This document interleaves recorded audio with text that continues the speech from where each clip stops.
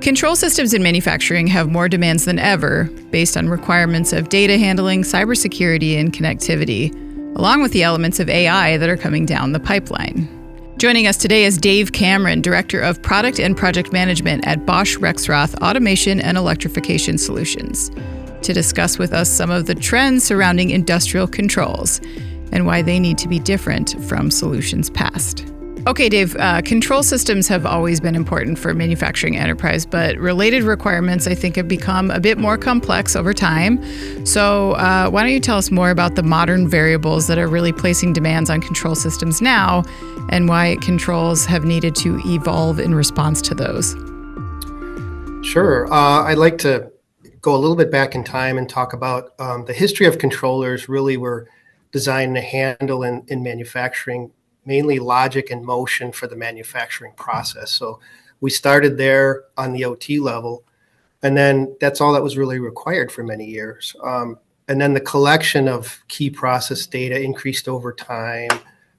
Many more devices started to get connected in the manufacturing process. And then really what happened is the ability to do something with the data once the IoT area came into play maybe 8 or 10 years ago really changed a lot. So now you have to take all this information from all these devices, for example, sensors, safety devices, vision systems in the manufacturing process besides controlling the actual motion on the machine and the logic on the machine. And the controllers now had to do something with this data for this IoT wave that came onto us and make decisions. And people were trying to solve in the manufacturing process better OEE, use the data for predictive maintenance, faster changeover, less scrap, easy operator requirements. So that's kind of the history that's evolved, but it's changing very rapidly. So now the next point to your question is really how to bridge that OT or machine level to the IT level in the last few years. So with all this going on, the controls now have to handle all this and bridge to this IT and it start to exchange data in a productive way. So we're talking now about the controllers talking to cloud and edge systems and enterprise systems. So that's really the newness we've been experiencing in the demand on controllers. And companies are looking for these controllers to integrate and make all of that work happen in an easier way. So this means they really have to adapt to new architectures in these areas. So now we're in the realm of high software, high IT level on these controllers, and software has to be managed. So security is important and updates are important for these controllers. So we've come a long way from my starting point where we were just controlling a machine and then we were connecting devices and then we're managing this data. Then we're doing something with the data. Now we're doing the next steps, which are really making sure the updates are managed around software and the security of the system is there, the cybersecurity discussion that's going on.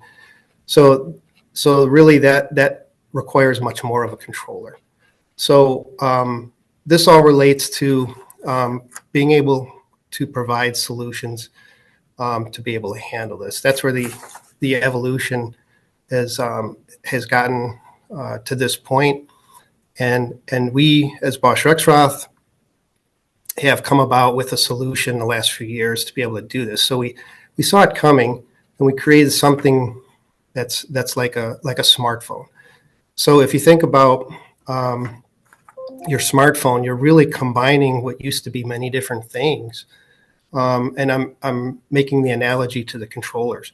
So if you picture a machine and picture all that I described that it's doing, your smartphone is similar. So we had this idea where a controller can now be a practical device centered around apps, and the apps would do the functional things you need it to do.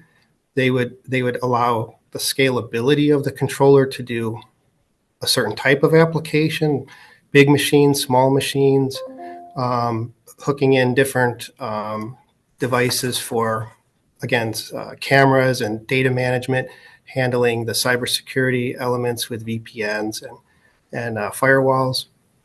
So we came up with this concept called ControlX Automation, a platform that's really about industrial automation around drives, around controllers, but really a lot about software. And then as a product portfolio. Being able for all the diverse applications to have an easy means to program for the engineers. We have to integrate all these IoT elements. We have to be secure. We have to think about how to scale the systems for all these diverse applications.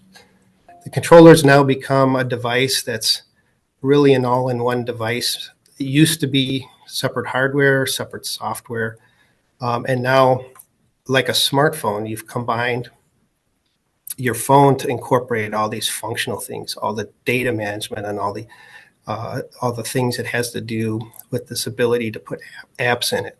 So ControlX Automation solves this long discussion I've had about how it originally just controlled basics on a machine to doing all these functions and being secure, being scalable.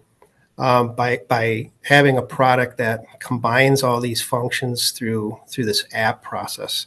And that's showed in the image there. So it's both a secure device, a machine controller, a PLC device, a data manager, an edge device. And you do it just simply by putting apps. So that's kind of like, Anna, like it's your phone is customized to you for your needs, and mine is customized to me. And it can be changed and it can be updated. And that's the beauty of what we're bringing to the market, and what you'll see more of in the industry is this ability to take this idea of a smartphone and apply it to industrial automation. So a controller can now do so many things. It can be scaled kind of like a smartphone is. We created, just like your smartphone, a coexistence of all major suppliers in the space of IoT, in the space of sense and vision, and let's say hardware devices, and being able to do robot controls, for example. And so we have this partner ecosystem of apps, over 100 today.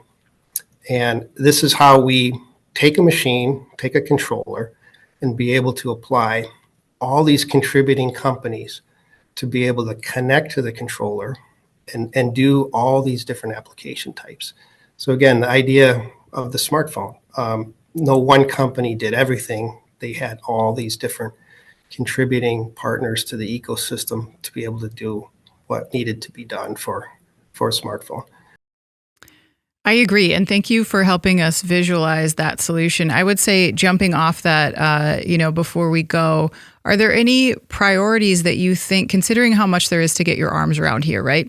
What priorities do you think OEMs should really emphasize when they're getting a handle on their future processes? What's a good first step for them to take? It's a pretty simple answer, and not a long answer on the second question. I see a lot of customers, I see a lot of machinery, talk to a lot of people, and it really just simply comes down to putting in practice the new things that are described here. Just getting busy with not building manufacturing processes or using controllers the way we used to use them, but use the technology that's available today, and not just. I see a lot of companies who just write more code on top of the old system. It's really just kind of starting over. Take a new approach. Look at the machine through the modern toolbox. There's ways to do things so much faster. For example, in ControlX Automation Solutions, that it's really you can get to market quickly. You can write code quickly. You can use these apps quickly. So really, just start it fresh is my advice. Okay, that's really helpful. Thank you. Dave, thanks so much for joining us today. We really appreciate your input here.